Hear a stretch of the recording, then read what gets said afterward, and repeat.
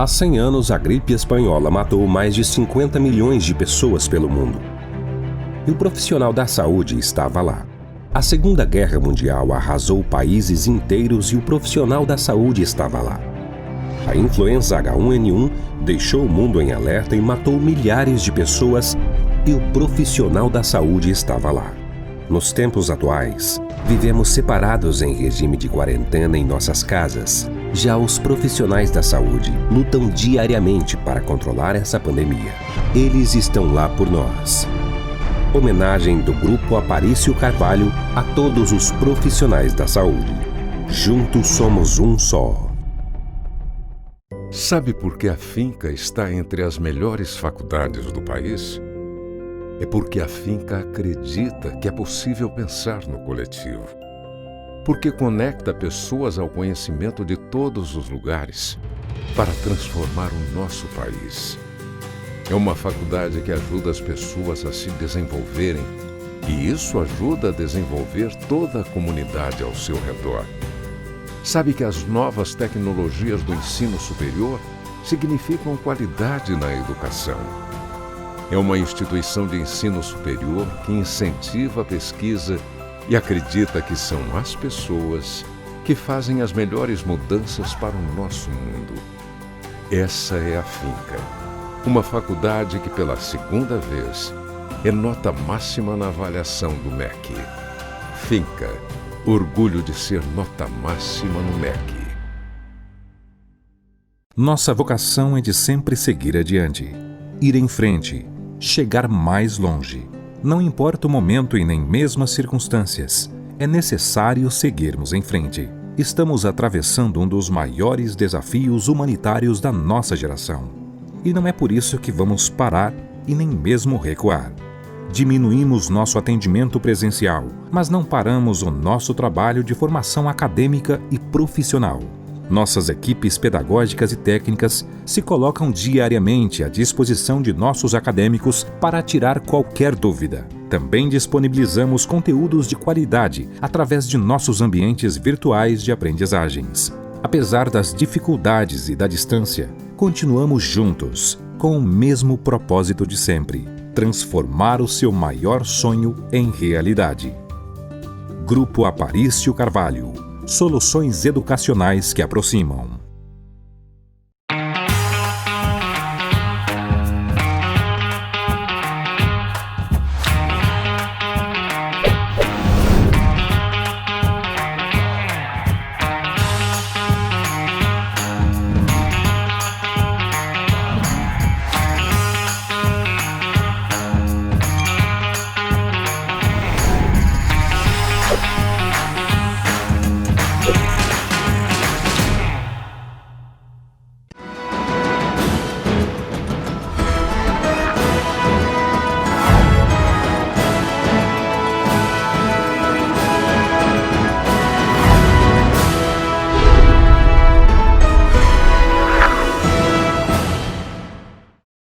Estamos começando mais um programa Sala de Opinião e desde já agradecendo pela sua audiência, muito obrigado por estar conosco aqui em mais um programa. Hoje vamos falar sobre o profissional de me enrolei todo aqui. Assistência social, serviço social, é melhor, serviço social. Porque assistência social é política. É, verdade, pois é. Vamos lá. 3, 2, 1... Muito bem, estamos começando mais um programa Sala de Opinião, desde já agradecendo pela sua audiência. Hoje vamos trazer mais um assunto importante para ser debatido aqui no nosso programa. Vamos falar sobre o profissional de serviço social. E eu recebo hoje aqui no programa para debater sobre esse tema comigo o nosso entrevistado, presidente do Conselho Estadual de Assistência Social e também mestre em Serviço Social, professor Carlos Henrique Gomes de Souza. Professor, um prazer estar recebendo o senhor hoje aqui. Seja muito bem-vindo ao nosso programa. Obrigado, Micael. Também é um prazer estar aqui com vocês.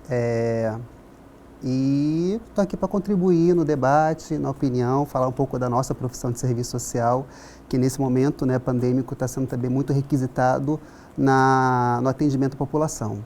O profissional de serviço social, ele pode desempenhar várias funções na sua profissão. E durante essa pandemia, ele foi uma das profissões que também não parou, continuou trabalhando, porque, de certa forma, a demanda aumentou, né, professor? E eu queria que o senhor falasse um pouquinho sobre essas demandas e sobre o que faz um profissional do serviço social. Ok.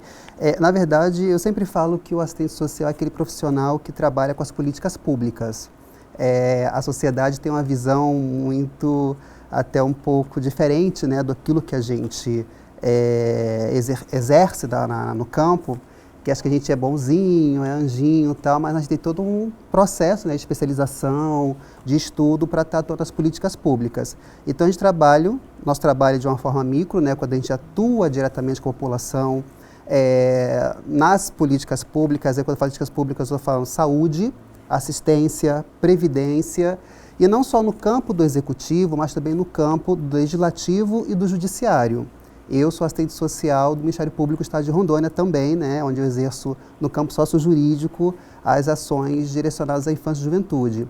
Então, esse profissional, ele atende com essas demandas, que a gente chama de demandas, né, das expressões da questão social. O que são essas expressões? São vulnerabilidades, né, sociais, socioeconômicas e violações de direitos, ou violências, né, que são os abusos, são as violências domésticas. Então, por meio de políticas públicas, né, e aí dentro desses serviços, a gente atende a demanda justamente para que ela tenha minimizada a situação que ela está vivenciando no momento.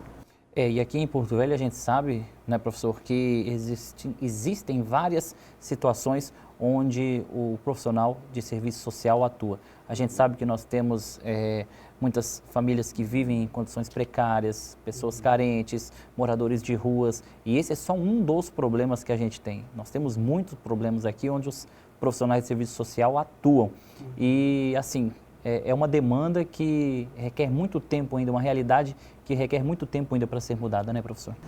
Na verdade, a gente, dentro do nosso debate da profissão, a gente planeja, né, políticas públicas, assessora, gestores, mas a gente percebe que realmente essa realidade, o empobrecimento que a gente fala do cidadão hoje brasileiro, especialmente hoje no cenário pandêmico, né, que mudou essa questão do trabalho, ou seja, as pessoas hoje estão desempregadas, a grande maioria, e o Estado, né, até porque nós temos a Constituição que garante que o Estado tem que, até então, suprir necessidades do cidadão quando ele tiver em vulnerabilidade, a gente percebe que há muito ainda a se avançar, e a gente, juntamente com a população, nos próprios serviços, a gente trabalha esse protagonismo para poder ter realizado essas ações do Estado. Professor, e como é que foi a política de assistência social nessa época de pandemia, de Covid-19? Eu digo para você, Miquel, que ela foi essencial, né? Tanto que a gente percebe que o auxílio emergencial que surgiu, ela está vinculada, o benefício é vinculado ao Ministério da Cidadania, mas a gente percebe que também nesse cenário pandêmico, alguns serviços que já existiam na política de assistência social, eles não tiveram tanto abastecimento quanto foi o auxílio emergencial. Como assim? Vou explicar melhor. A política de assistência social hoje, né, ela é como se fosse o Sistema Único de Saúde. A política de assistência social está sistematizado, né? Então, a gente tem duas proteções. Nós temos o SUAS, que é o Sistema Único de Assistência Social, que vem justamente sistematizar os serviços de proteção social básica e serviço de proteção social especial de média e alta complexidade. O que seria isso? Situações como a prevenção de ações de vulnerabilidade ou desemprego ou até mesmo de ausência de renda são resolvidas nos equipamentos que a população conhece como CRAs. Né? Aqui em Porto Velho nós temos 5 CRAs, 4 na capital e 1 em Jaci-Paraná. E nos 52 municípios do estado de Rondônia nós temos um CRAs, né? Então a rede sistematizada é regionalizada. E quando há situações de violação de direito ou de violências, nós temos a média e alta complexidade, que são os CREAS, que aqui em Porto Velho nós temos 2, e os abrigos, que aqui nós temos, né, da população de rua, o CREAS POP, nós temos para aqueles que muitas vezes migram para Porto Velho, não tem para onde ir, vão para esses abrigos temporários, e o Centro de Convivência do Idoso, e os abrigos institucionais para criança e adolescente quando estão em situação de extrema vulnerabilidade ou risco. E todos esses CREAs são interligados, todos eles atuam juntos. Isso, porque anteriormente a polícia assistência social, ela sempre foi ofertada para o cidadão como uma forma de benesse, como uma forma caritativa. Então, ao longo do processo histórico, né, da década de 30 até a década de 80, que a Constituição se tornou uma política pública de responsabilidade do Estado como é a saúde. Então, é uma política que tem que ter investimento, tem que ter recursos para executar essa política, tem que ter a organização dos equipamentos, contratação e qualificação dos profissionais, né? E aí do Sistema Único da Assistência Social, que é o psicólogo, assistente social, pedagogo. Desde o ensino fundamental até o ensino superior tem essa classificação dos profissionais que pertencem a essa política. Então, toda essa sistematização hoje é de execução do Estado, né? E tanto que as contratações, sempre a maioria por meio de concurso público, né?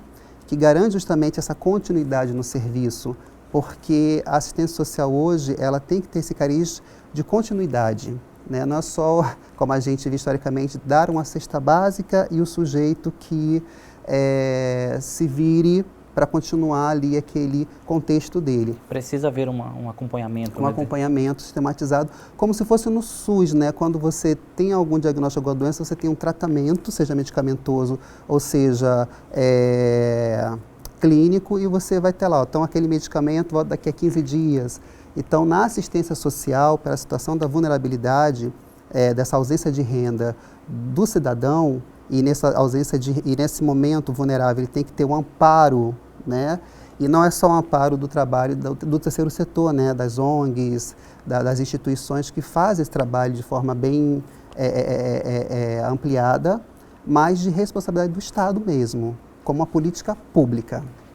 Porque, como o senhor mesmo falou, você dá uma cesta básica para quem tem fome, você resolveu aquele problema momentaneamente. Mas e depois? A fome vai voltar. E se a gente pegar esse exemplo e trazer para um cidadão que precisa do assistente social, funciona da mesma forma. Às vezes você pode dar ali alguma coisa, uma assistência rápida, mas o problema dele vai persistir ali na frente, né? Isso. E a política hoje, ela trabalha justamente a família, né? E essa família é constituída de criança, adolescente, pai, mãe, idoso, enfim, os arranjos familiares que necessitam de um apoio, de uma assistência para sair de uma situação de vulnerabilidade. Professor, e nesse momento de pandemia, é lógico que as demandas não baixaram, eu acho que devem ter aumentado, né? E vocês precisaram continuar atuando, dando essa assistência, só que lógico, né? Com cuidados redobrados, protegendo todos os colaboradores, enfim, uma série de cuidados para que esse trabalho não parasse de ser feito, né? Isso. Na verdade, quando foi em março, né, juntamente com a portaria do Ministério da Cidadania, que trazia, juntamente com o Ministério da Saúde, que já trazia as portarias de recomendações, orientações, notas técnicas sobre, né, o trabalho profissional, tanto do assistente social como de outras categorias, de como lidar, como ter esses cuidados no atendimento, né? Acima de tudo, tornando que é essencial. Hoje, a saúde e a assistência, elas são essas políticas que demandam realmente um serviço mais presencial, e que o gestor ele tem que fornecer todo o equipamento, né, de proteção para os profissionais. Contudo, Micaia, né, quando eu falo a gente, falo o nosso Conselho Federal e o Conselho Regional, a gente percebeu que, devido a essa pandemia, houve num momento, né, de março até, digamos, maio, uma dificuldade no fornecimento desses EPIs, né? E isso foi muito ruim porque, como a gente está na linha de frente, alguns colegas nossos também se contaminaram e tiveram que se afastar do trabalho. E como eu lhe falei, como a maioria é servidor público, quando sai um servidor fica uma lacuna e a demanda não para. Então, atualmente hoje está regulamentado, mas ainda em alguns interiores alguns municípios do nosso estado, a gente percebe essa carência ainda de fornecimentos de EPI para os profissionais. Muito bem. Professora, a gente vai fazer um rápido intervalo comercial e na sequência voltamos com o nosso programa Sala de Opinião falando aqui sobre o profissional de serviço social. Nosso intervalo é bem rapidinho, não sai daí não.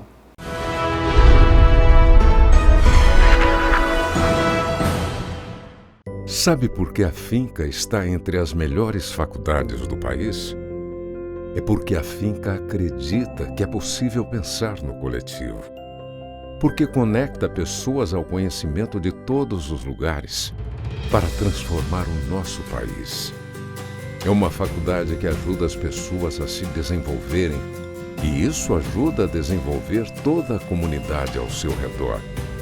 Sabe que as novas tecnologias do ensino superior significam qualidade na educação.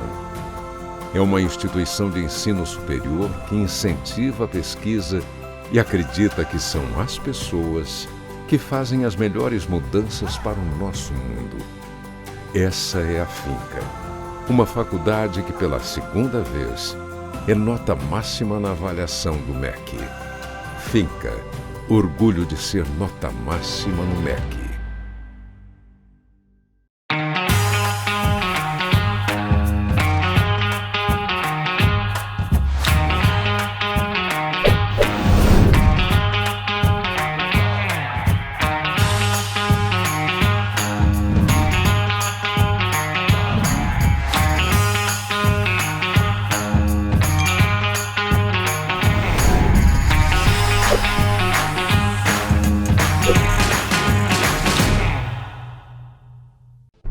Há 100 anos, a gripe espanhola matou mais de 50 milhões de pessoas pelo mundo.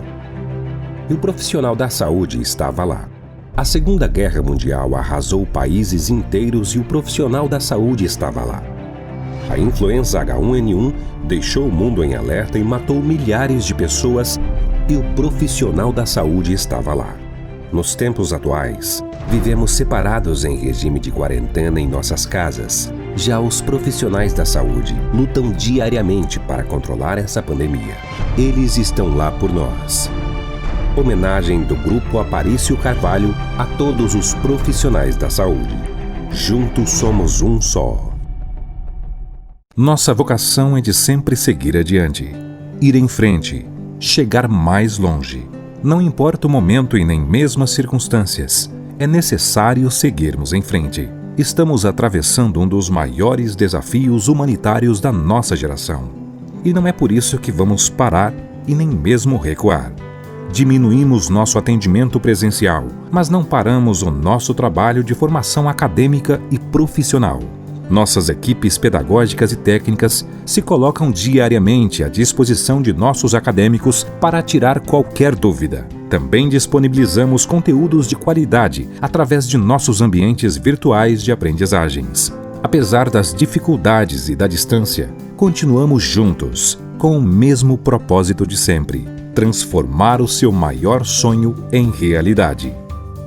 Grupo Aparício Carvalho. Soluções educacionais que aproximam.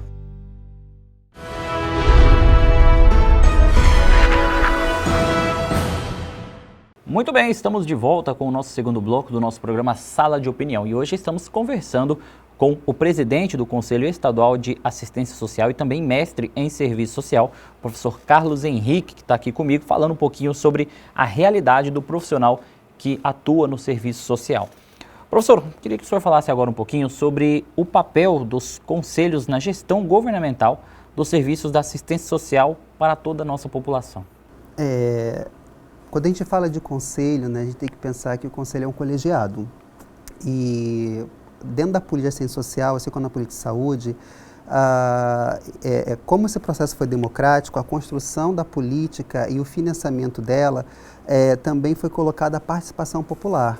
Porque em anos anteriores a gente via que a população não participava juntamente com o governo, nessa construção de baixo para cima, nas decisões sobre os serviços que eram prestados, ou muitas das vezes eram serviços padronizados que não atendia de repente a região norte, não atendia a região sul, porque cada estado, cada município tem suas peculiaridades, tem suas necessidades. Então, dentro da Constituição, foi colocada essa participação popular. E dentro da política de assistência, essa participação popular ela é feita por meio dos conselhos, né? Nós temos o Conselho Estadual da Ciência Social, como vai lá desde o Conselho Nacional da Ciência Social, que atua juntamente com o Ministério da Cidadania, e aqui nos estados são os conselhos estaduais, né? E aqui em Rondônia temos o nosso CEAS, e cada município também tem que ter o seu conselho municipal. Por que o conselho é importante? Ele é importante porque ele assessora juntamente com o governo, decide juntamente com o governo, e na sua composição da sociedade civil existem representantes da população, né, para decidir juntamente o que é melhor para a população. Muito bem. Professor, o trabalho do profissional no serviço social é um trabalho muito necessário no nosso meio hoje, só que também é um trabalho que tenho certeza que enfrenta muitos desafios, por conta de que lidar com gente a gente sabe que não é fácil.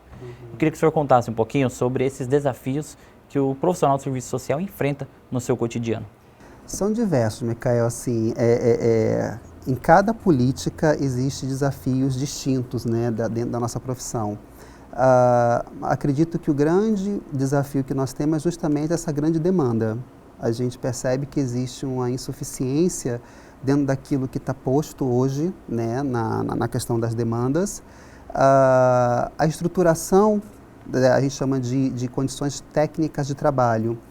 Muitas das vezes, hoje a gente está rediscutindo devido à pandemia, mas o profissional de serviço social, no seu exercício, ele precisa ter uma sala, né, uma sala fechada, uma sala para ter o atendimento sigiloso da situação, porque hoje nós, pelo menos na área da infância-juventude e também da violência contra a mulher, a gente tem mas citando aí da infância-juventude, nós temos a escuta especializada de depoimento especial.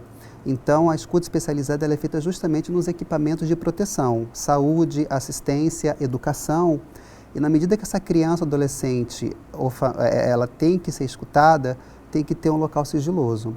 Hoje nós estamos tendo essa dificuldade porque, pelo menos no âmbito do sócio-jurídico, né, o serviço social está atuando em teletrabalho, né, por meio de videoconferência, e fazendo as entrevistas com esses familiares, e que não é assim, é um recurso que hoje nós temos que utilizar, que foi posto para nós utilizarmos, mas que nós temos que ter muito cuidado, porque a gente trabalha, eu sempre falo, decifrando a realidade do sujeito.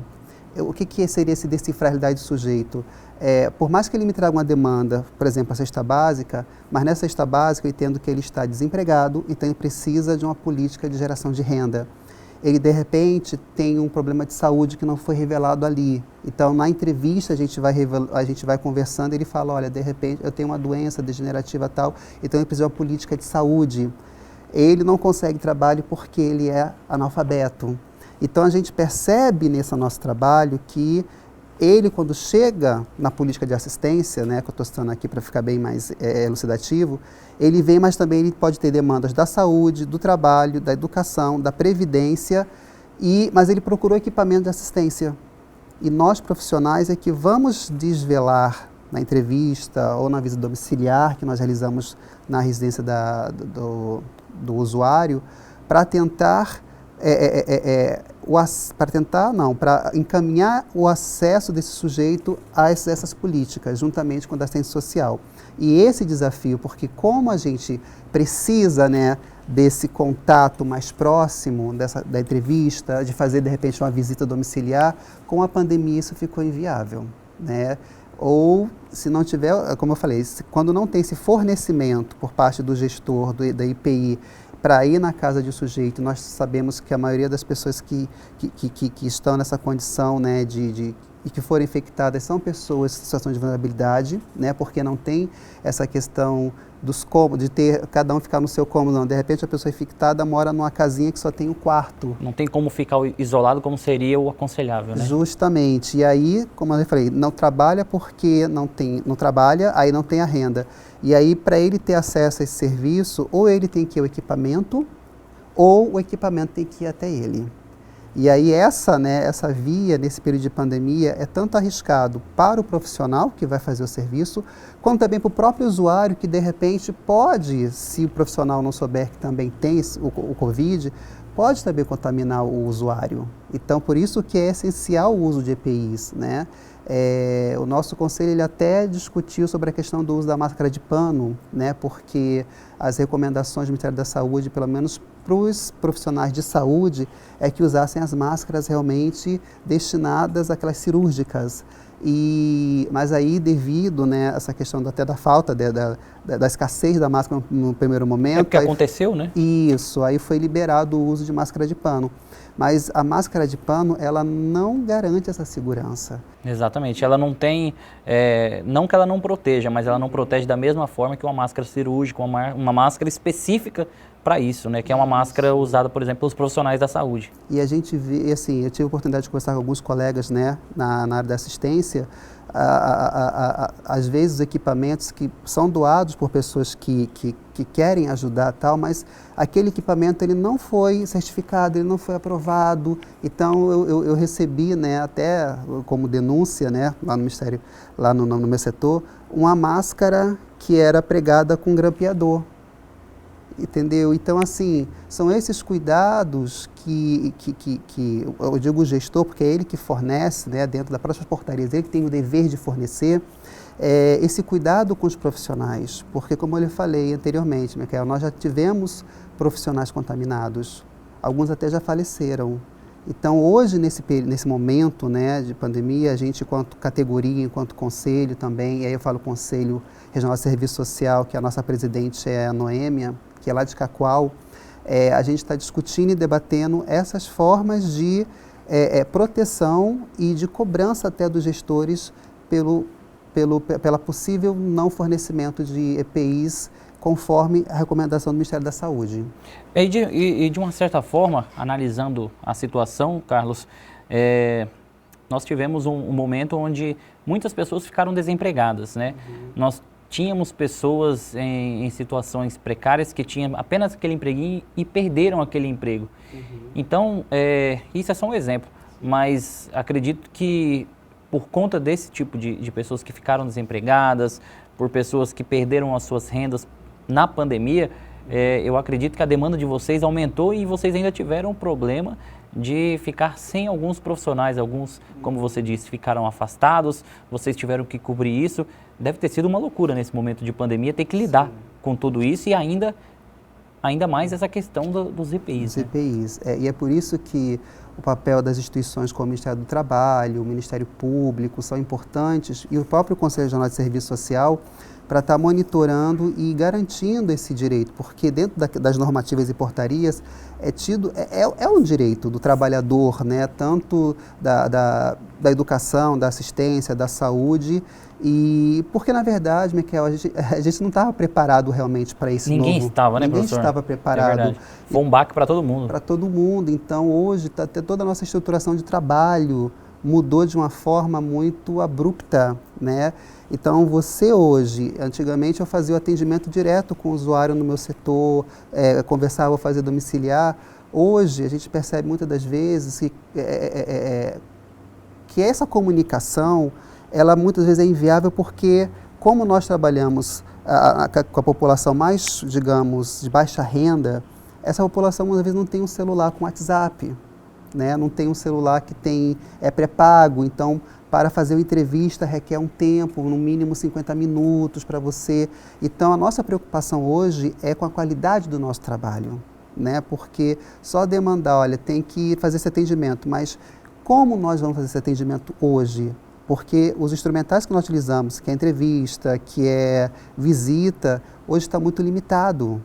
Nós temos que ter muito cuidado para não colocar tanto nós quanto o nosso usuário em risco. Então, e aí, ao mesmo tempo, esse usuário mora, digamos, no ramal, que não pega telefone, né, que mal pega o WhatsApp, e como é que a gente vai chegar até essa pessoa? Realmente é muito difícil, né? É muito difícil, e nós somos cobrados por isso também, no sentido, olha, tem que realizar essa ação.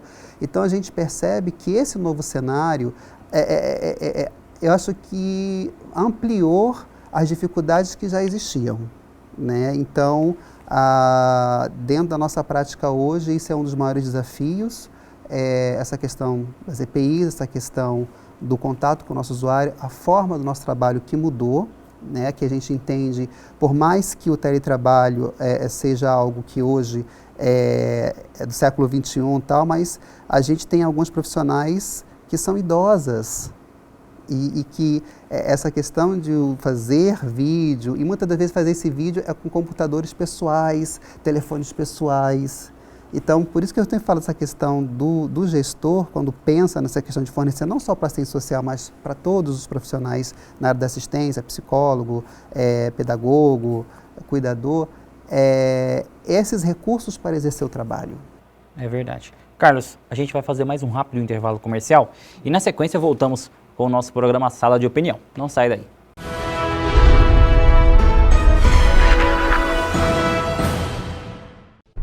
Há 100 anos, a gripe espanhola matou mais de 50 milhões de pessoas pelo mundo.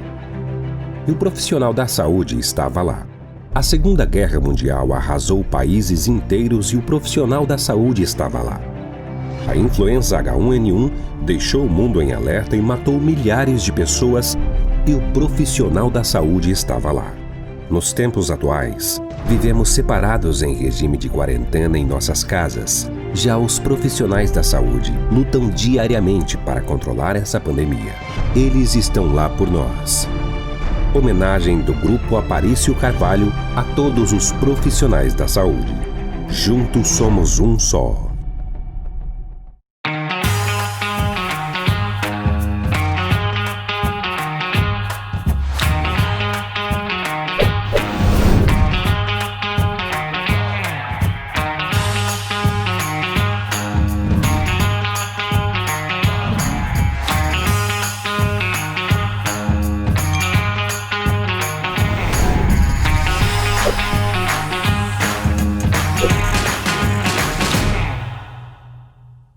Sabe por que a Finca está entre as melhores faculdades do país?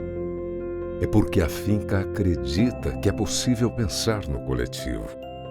Porque conecta pessoas ao conhecimento de todos os lugares para transformar o nosso país. É uma faculdade que ajuda as pessoas a se desenvolverem e isso ajuda a desenvolver toda a comunidade ao seu redor. Sabe que as novas tecnologias do ensino superior significam qualidade na educação. É uma instituição de ensino superior que incentiva a pesquisa e acredita que são as pessoas que fazem as melhores mudanças para o nosso mundo. Essa é a Finca, uma faculdade que pela segunda vez é nota máxima na avaliação do MEC. Finca. Orgulho de ser nota máxima no MEC. Nossa vocação é de sempre seguir adiante, ir em frente, chegar mais longe. Não importa o momento e nem mesmo as circunstâncias, é necessário seguirmos em frente. Estamos atravessando um dos maiores desafios humanitários da nossa geração. E não é por isso que vamos parar e nem mesmo recuar. Diminuímos nosso atendimento presencial, mas não paramos o nosso trabalho de formação acadêmica e profissional. Nossas equipes pedagógicas e técnicas se colocam diariamente à disposição de nossos acadêmicos para tirar qualquer dúvida. Também disponibilizamos conteúdos de qualidade através de nossos ambientes virtuais de aprendizagens. Apesar das dificuldades e da distância, continuamos juntos, com o mesmo propósito de sempre: transformar o seu maior sonho em realidade. Grupo Aparício Carvalho. Soluções educacionais que aproximam.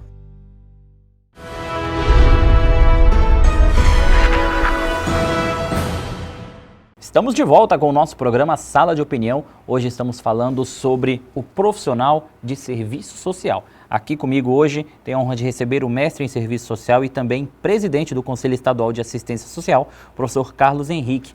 Professor, agora eu queria falar um pouquinho com o senhor em relação às ações do Conselho Estadual de Assistência Social. O Conselho, como todos os profissionais de assistência social, continua trabalhando, continuou trabalhando nesse momento de pandemia, continua trabalhando nesse momento agora. Eu queria que o senhor falasse um pouquinho das ações do Conselho, que, como a gente estava falando aqui no intervalo, às vezes a população não sabe o tamanho da importância do trabalho do Serviço Social, do Conselho, mas que é de fundamental importância, e eu queria que o senhor falasse um pouquinho dessas ações. Como eu falei anteriormente, o Conselho é um colegiado formado pela sociedade civil e governo, né, para decidirem juntos as ações, os serviços que devem ser executados para todos.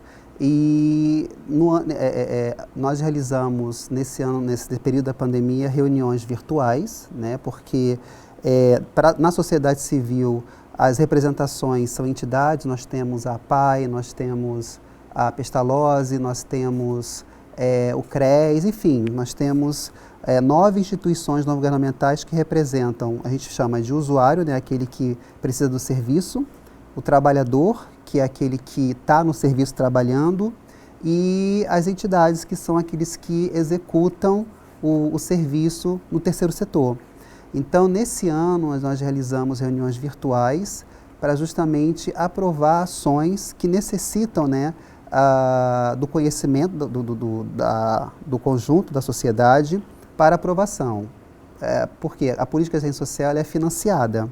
Então, esse financiamento, esse recurso, que a gente chama de fundo a fundo, ou seja, o governo federal ele passa um recurso para o governo estadual e o governo estadual repassa, dependendo do serviço, para o município, eles têm que passar pelo conselho, pelo crivo do conselho, né, para justamente evitar, muitas das vezes, fraude, desvio, coisas que no período histórico brasileiro a gente via isso acontecer por meio das políticas. E aí passa pelo conselho, o conselho aprova, né, a gente fala que o governo ele apresenta um plano de trabalho, e esse plano de trabalho atendendo de fato aos anseios e interesses da população, e aí é feita a apresentação por parte da gestão, e aí os conselheiros deliberam e aprovam ou não a decisão, né? Se não aprovam, a gente especifica o porquê, por isso que é um trabalho muito técnico, e eu sempre falo que é um espaço que a assistência social também atua de assessoramento no conselho, né? Porque muitas das vezes, Micael, até o formando, né, quando está na graduação, ele pensa que o serviço social é só para atender diretamente a população. E, na verdade, o curso ele oferece um leque de opções, né, para um o leque profissional. De, como eu falo, analisar a política, fazer pesquisa. Eu digo para você que todos os serviços, a maioria dos serviços dentro da política de assistência social foram pensados, planejados por assistentes sociais. E aí o conselho ele delibera, né, esse plano ou essa ação, e o Estado ou o município executa o serviço. Nós, em março, nós aprovamos 99 mil, né, de recurso federal que foi repassado do governo federal para o Estado, né, de Rondônia. Nós aprovamos esse recurso para as ações do Covid, né, emergenciais do Covid. Nós iríamos realizar a Conferência Estadual da Assistência Social. A conferência ela é um momento muito ímpar, que é justamente onde toda a sociedade ela participa ela formula e participa da aprovação de decisões em coletivo, né, dos municípios e leva para o Estado. Nós não realizamos, justamente devido ao Covid, e na última reunião o recurso, né, de 200 e poucos mil reais que eram destinados para a conferência, a gente aprovou para que esse recurso fosse usado em ações direcionadas aos serviços, né, para a população, nos CRAs e CREAs aqui do nosso estado. Então, a gente tem trabalhado, e essa questão da videoconferência foi muito importante porque a maioria dos nossos conselheiros são pessoas idosas. Então, quando saiu a questão da portaria do isolamento, nós também fizemos uma resolução sistematizando e explicando como seria o trabalho do Conselho. E essa ação não foi só o Conselho Estadual da Assistência Social de Rondônia, mas de todo o Brasil foi normatizado essa questão das reuniões virtuais e das decisões, mas continuar um trabalho de decisão dentro do Conselho. Carlos, a gente conversou um pouquinho no bloco anterior sobre o serviço o profissional, o serviço social durante essa pandemia. E assim, algumas coisas novas surgiram durante essa pandemia para que o trabalho do assistente social não paralisasse.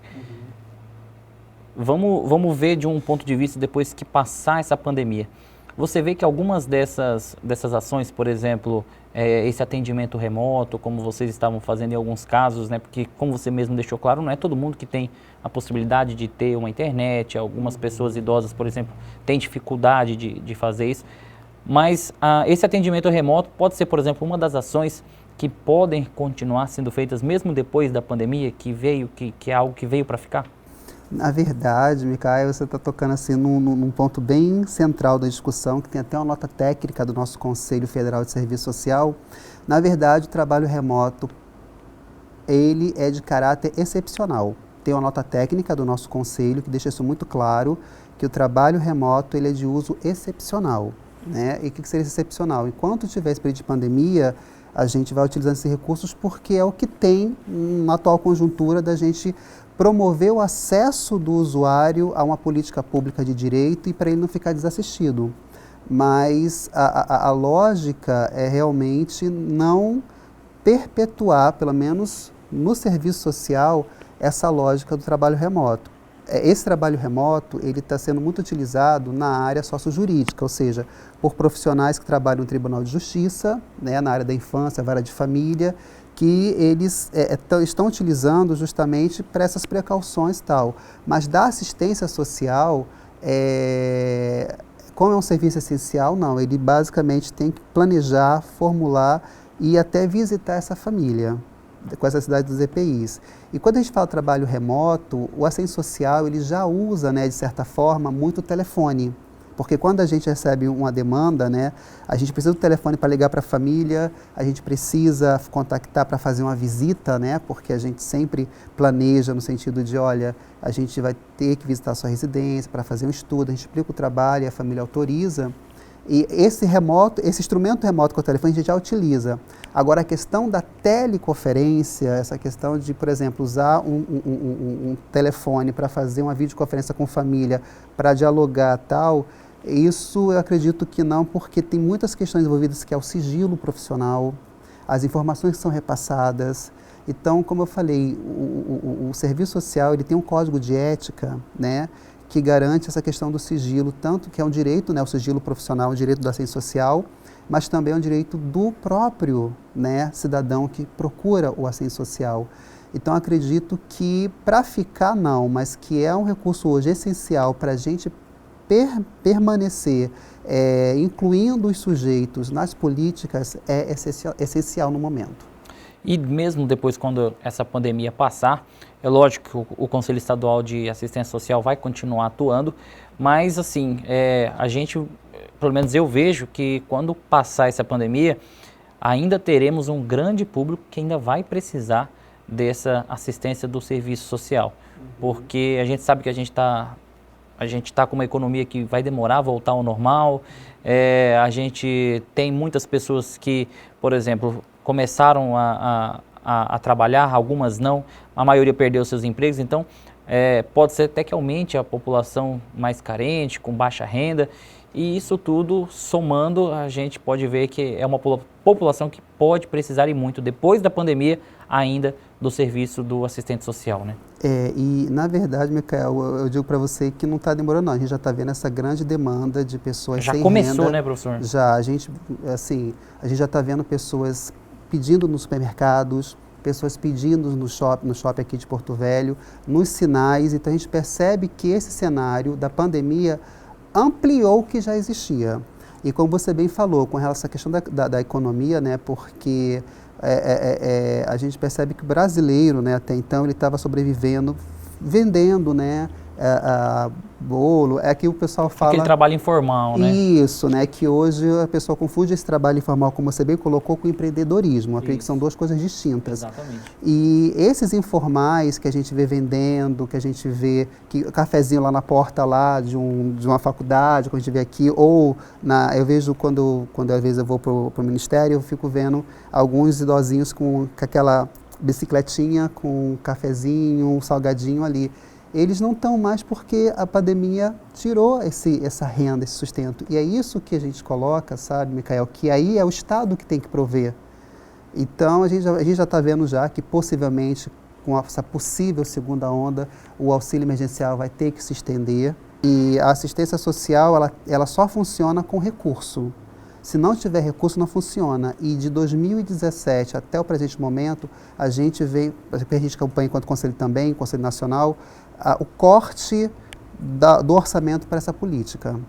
Então, até pensar no auxílio emergencial para 2021, é necessário pensar de onde vai ser retirado esse dinheiro. Exatamente, porque assim, professor, muita gente foi demitida, muita gente ficou sobrevivendo, por exemplo, com o auxílio-desemprego, teve o caso do auxílio emergencial também, só que o seguro-desemprego, uma hora ele vai acabar.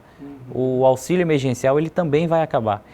E aí é que vem o problema, quando acabar essas questões, de que muita gente está sobrevivendo com isso, é que aí vai dar aquele... Já está acontecendo e não vai ter emprego para toda essa gente. Sim. Aí é que a situação vai ficar preocupante. Se já não está, né? E aí que eu falo, Michael, vai tudo recair para a assistência social, porque como ela tem essa questão da geração de renda e de prover, né, um mínimo, como é o Bolsa Família, como são esses cadastro único, né, que trazem uma renda mínima possível para a pessoa poder sobreviver, a gente vai ter um inchaço muito grande ou, eu não quero ser fatalista, até um colapso a nível Brasil. Assim. É o que a gente torce para que não aconteça, mas pode acontecer. Isso. Professor, a gente vai fazer mais um rápido intervalo comercial e na sequência voltamos com o nosso programa Sala de Opinião. Nosso intervalo é bem rapidinho, não sai daí não.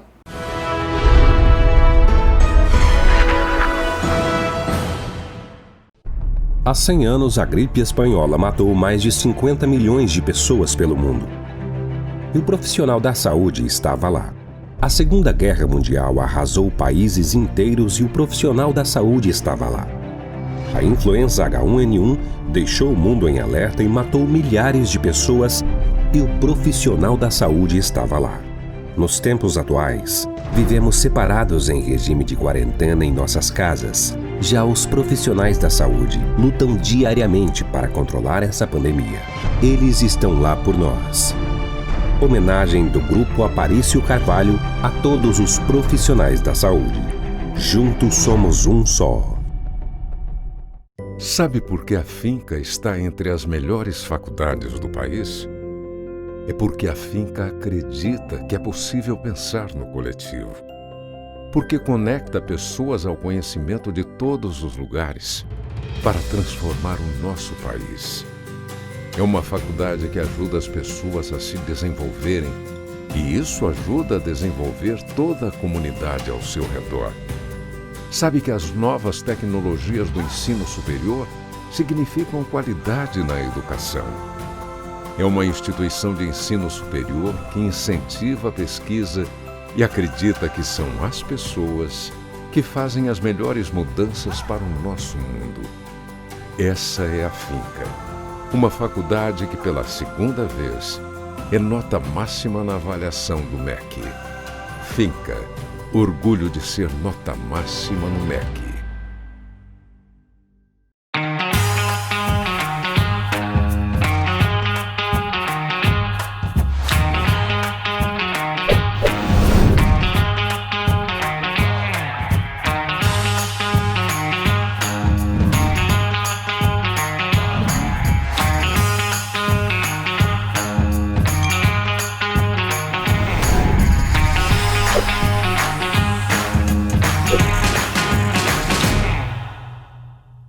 Nossa vocação é de sempre seguir adiante, ir em frente, chegar mais longe.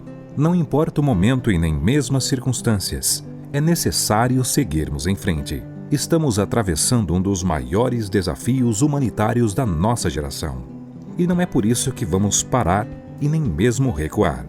Diminuímos nosso atendimento presencial, mas não paramos o nosso trabalho de formação acadêmica e profissional. Nossas equipes pedagógicas e técnicas se colocam diariamente à disposição de nossos acadêmicos para tirar qualquer dúvida. Também disponibilizamos conteúdos de qualidade através de nossos ambientes virtuais de aprendizagens. Apesar das dificuldades e da distância, continuamos juntos, com o mesmo propósito de sempre: transformar o seu maior sonho em realidade. Grupo Aparício Carvalho. Soluções educacionais que aproximam.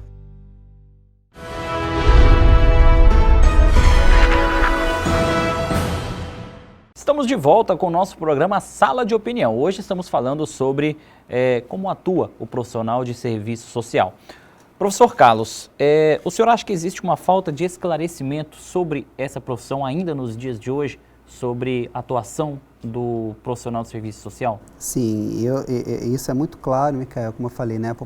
Por parte da população, mas como eu sempre falo para os meus colegas, a população ela não tem essa obrigatoriedade porque ela tem, né, a sua forma de ver nossa profissão, mas também por parte dos nossos empregadores, né, nossos gestores, que não conseguem perceber essa tecnificação da profissão, porque nós somos técnicos, como eu falei, a gente passa 4 anos numa faculdade, tem faculdades que são de 5 anos de curso de serviço social, tentando justamente entender a realidade. Por isso que a gente trabalha muito com as ciências sociais, porque a gente faz uma leitura ampla da condição da sociedade, do próprio sujeito.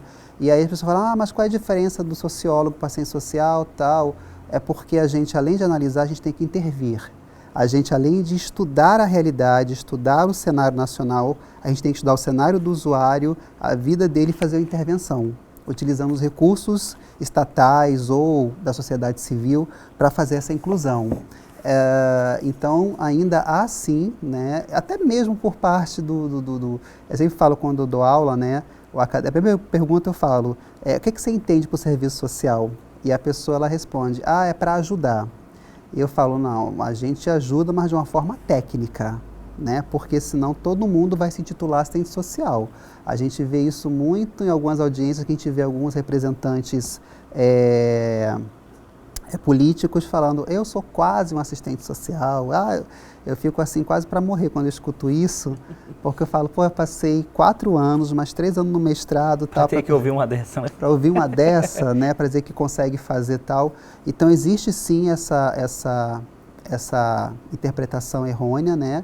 Mas eu acredito, eu sempre falo, nós é que temos esse dever de orientar, de explicar, especialmente para os nossos empregadores e gestores, o que é a nossa profissão, a natureza da nossa profissão, qual o objetivo do nosso trabalho dentro da instituição frente ao usuário, né?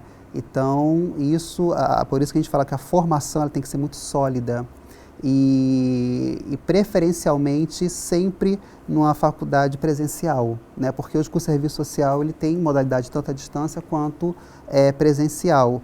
Mas a gente acha que o presencial ele tem mais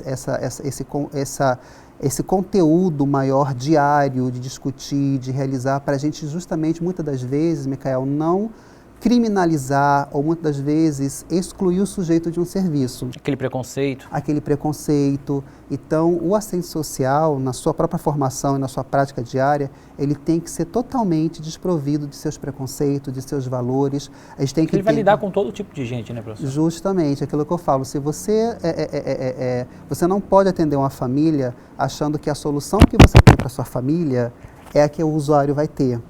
Né? Então, são realidades diferentes. São realidades diferentes e nós não estamos ali para fazer comparação, nós estamos ali para ver aquela realidade, estudá-la e ver qual o serviço que essa família tem que ter. Então, é fundamental uma formação sólida, né, dentro da área de serviço social e para justamente empoderar esse formando, né, essa pessoa que está essa pessoa que está na graduação, de se encher e falar, essa é a profissão que eu faço. Que não é fácil, né, professor? Que não é fácil, né? Professor, o senhor está falando de formação, faculdade, o senhor dá aula, como o senhor mesmo disse, aqui no Centro Universitário Aparício Carvalho Finca. O senhor é professor da disciplina do curso de Serviço Social. Essa vivência dos profissionais de serviço social, por conta que o senhor trabalha no Conselho Estadual de Assistência Social, o senhor traz essa realidade para os acadêmicos dentro da sala de aula? Sim, e isso que eu falo, porque assim, eu não gosto de falar que o ensino é melhor que o outro, mas eu digo o seguinte, quando você tem profissionais que atuam diariamente, né, nessas realidades, nessas instituições e trabalha diariamente isso com o aluno, isso assim, não tem preço, isso realmente é questão da qualidade, né? De perceber que ele vai fazer um relatório, vai fazer uma análise, vai assessorar uma política pública para um gestor, para um prefeito, ou vai trabalhar de forma autônoma, fazendo consultoria, assessoria em serviço social, né, que é justamente a gente pode usar esse recurso numa empresa que de repente não tem algum profissional na área de recursos humanos que tenha uma leitura da realidade.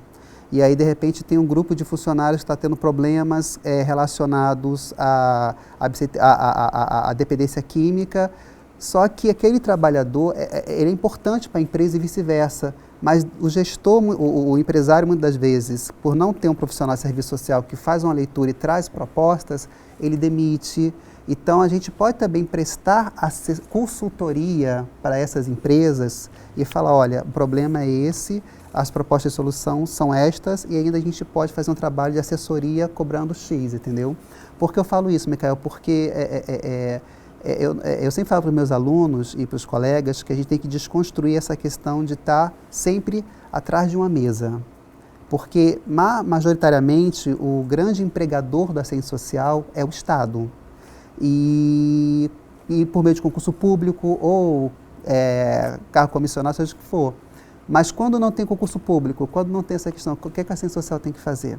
Né? Então, ele pode trabalhar em empresa, ele pode fazer pesquisa, ele pode fazer consultoria, porque, por exemplo, no programa habitacional existe uma portaria que fala sobre o trabalho social.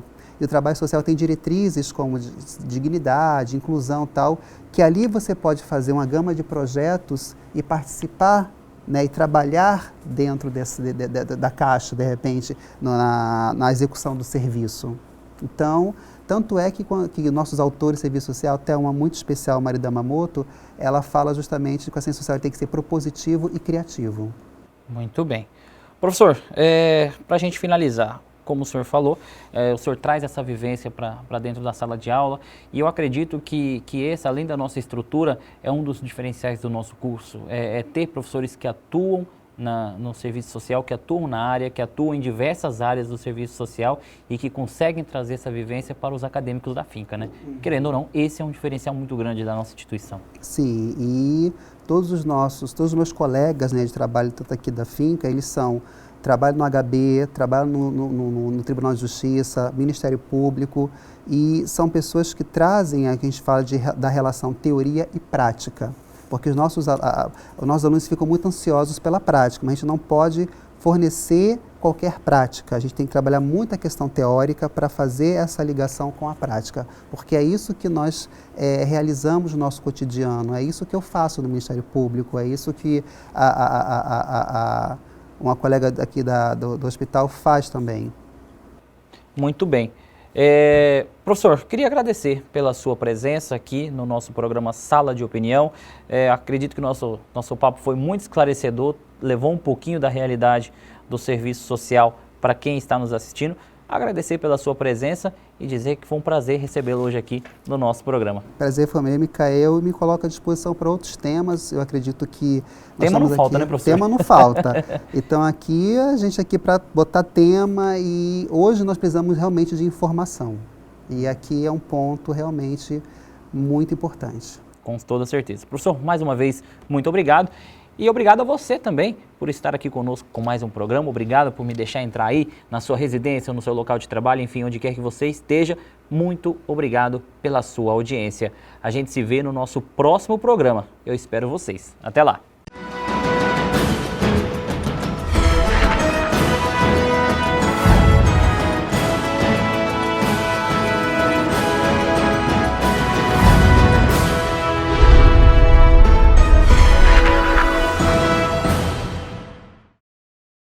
Sabe por que a finca está entre as melhores faculdades do país? É porque a finca acredita que é possível pensar no coletivo. Porque conecta pessoas ao conhecimento de todos os lugares para transformar o nosso país. É uma faculdade que ajuda as pessoas a se desenvolverem e isso ajuda a desenvolver toda a comunidade ao seu redor. Sabe que as novas tecnologias do ensino superior significam qualidade na educação. É uma instituição de ensino superior que incentiva a pesquisa e acredita que são as pessoas que fazem as melhores mudanças para o nosso mundo. Essa é a finca.